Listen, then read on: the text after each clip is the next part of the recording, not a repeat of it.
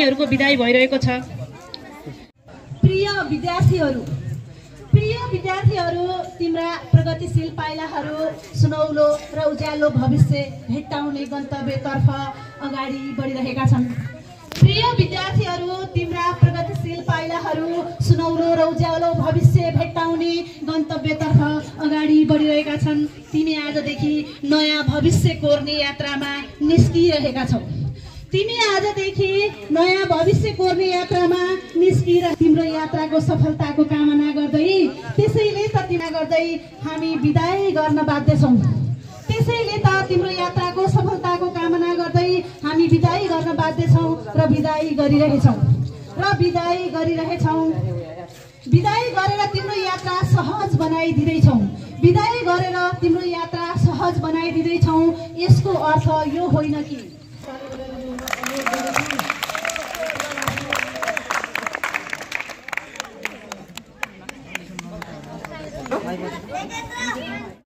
कार्यक्रममा कक्षा 10 का दिदी दाईहरूलाई आउँदै गरेको यासीको धेरै धेरै शुभकामना दिन चाहन्छु।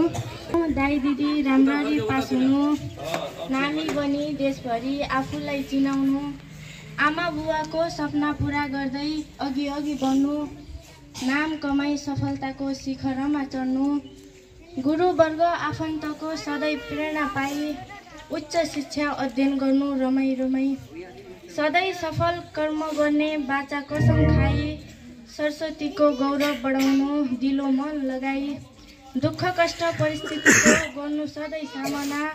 म बहिनीको तर्फबाट अनमोल दिए शुभकामना।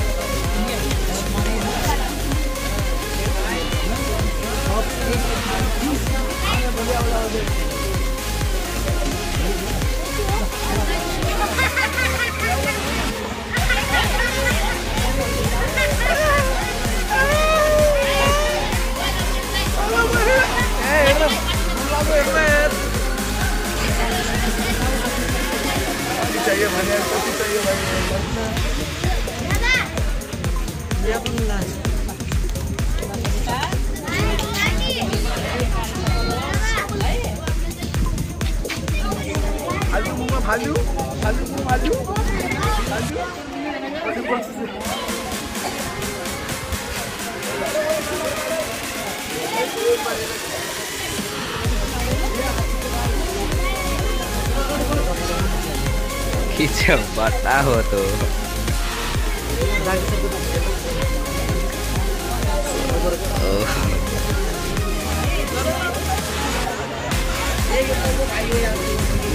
कठै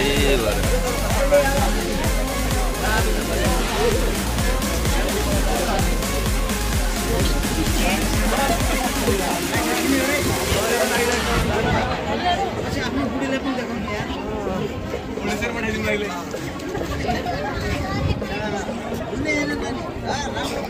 यो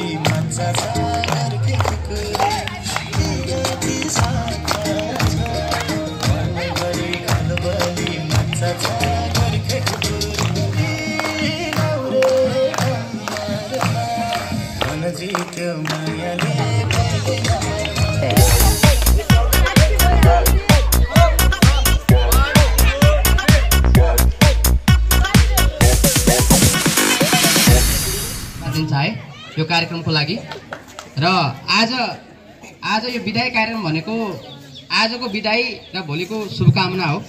हामीले आज विदाई गरिरहेछौँ, किन गरिरहेछौँ भने भोलिको राम्रो भविष्यको लागि शुभकामना दिइरहेको पर्टिकुलरली ट्रान्सलेटर भएको नातालाई डाडी मर्न र मान्न तयार एकअर्काको लागि सँगै सधैँ बस्थ्यौँ स्कुल पढ्दा हामी जे पनि बाल्ने हाम्रो राम्रो थियो बानी। उसले एक दिन सुरर तर्कै सोध्यो ओइ खाने अनि ताने सँगो छैन माने। दिन बित्दै गयो अनि लागे त्यसको बानी बिस्तारी यो जानी नजानी गाजा अनि गोटी सामान र पानी त्यो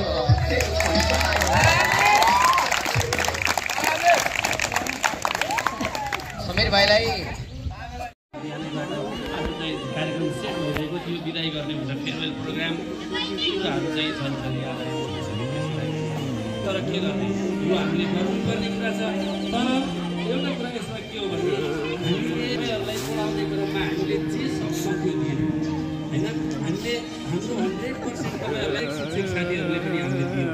हामी त एउटा माझी हो कि माझी दाइले जीवनभरि ढुङ्गा चलाइरहे अरूलाई तार्दा तार्दै आफू वारिरहे अरूलाई तार्दा तार्दै आफू वारि।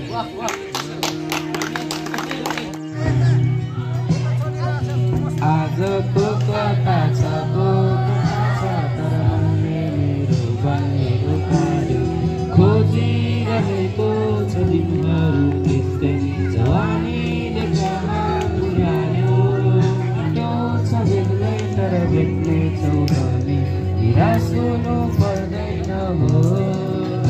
बहिनीहरूको विदाई कार्यक्रम हिजोबाट जब 9-10 का बच्चाहरूले हामी भोलि गर्छौँ म्याडम भनेर भन्नुभयो, मनमा एकदमै गाँठो गरिराखेको छ।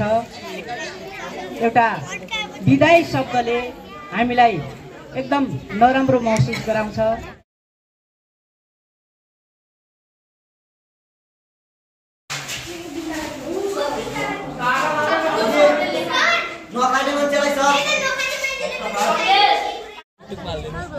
आज मेरो बिर्ता सर मिलाइदिनु बाबाको भन।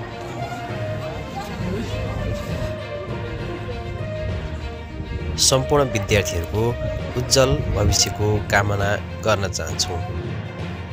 श्री सरस्वती माध्यमिक विद्यालय बेलुरी नगरपालिका 3 कञ्चनपुर।